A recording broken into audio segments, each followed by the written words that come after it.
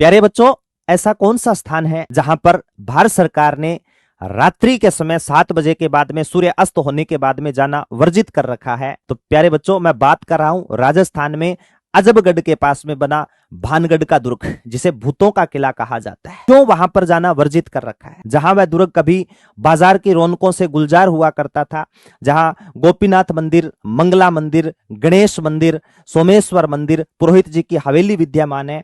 क्या कारण रहा कि उस दुर्ग में जाना वर्जित किया गया? क्यों उसे भूतों का किला कहा जाता? कुछ किंवदंतियां हैं। कहा जाता है कि एक तांत्रिक था और वो तांत्रिक उस भानगढ़ दुर्ग की जो राजकुमारी थी उस पर मोहित हो गया था और उसे प्रेम करना शुरू कर दिया था, और सीधा तो उससे कोई वार्तालाप कर नहीं पाया। तो उसने सोचा कि क्यों ना मैं उसे वंशीकरण मंत्र के तहत इसे अपनी तरफ खींचूं। तो उसने क्या किया, एक शीशी के अंदर एक मंत्र उच्चारण करके तेल, ठीक है, सुगंधित द्रव्य पदार्थ वहां तक पहुंचाया। तो जो राजकुमारी थी उसको इस बात का पता था कि तांत्रिक कुछ छल कर रहा है। तो उसने क्या किया, वो जो शीशी थी सुगंधित द्रव्य पदार्थ वाली, वो उन्होंने एक पत्थर पे फेंक दी, और वो पत्थर रुढ़क करके किसके पास में चला गया? तांत्रिक के पास में, और जाकर के तांत्रिक के ऊपर गिरा। तांत्रिक कहते क्रोधित हो गया और उसने श्राप दिया कि शाम होने से पहले पहले अगर इस दुर्ग को छोड़ करके बाहर नहीं निकले तो काली परछाया इस पूरे दुर्ग को घेर करके इसका विनाश कर देगी।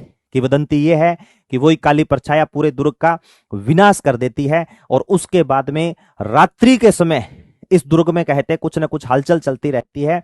तो इस दुर्ग में जाना प्रवेश वर्जित कर रखा है। भारत सरकार ने नेम प्लेट लगा रखी है कि रात्रि के समय इस दुर्ग में जाना वर्जित है। रात्रि के समय इस दुर्ग में कोई भी प्रवेश नहीं करेगा। आप मुझे कमेंट बॉक्स में यह बताओगे कि इस दुर्ग का निर्माण किसने करवाया था, और जानकारी कैसी लगी यह भी कमेंट बॉक्स में जरूर बताना। धन्यवाद।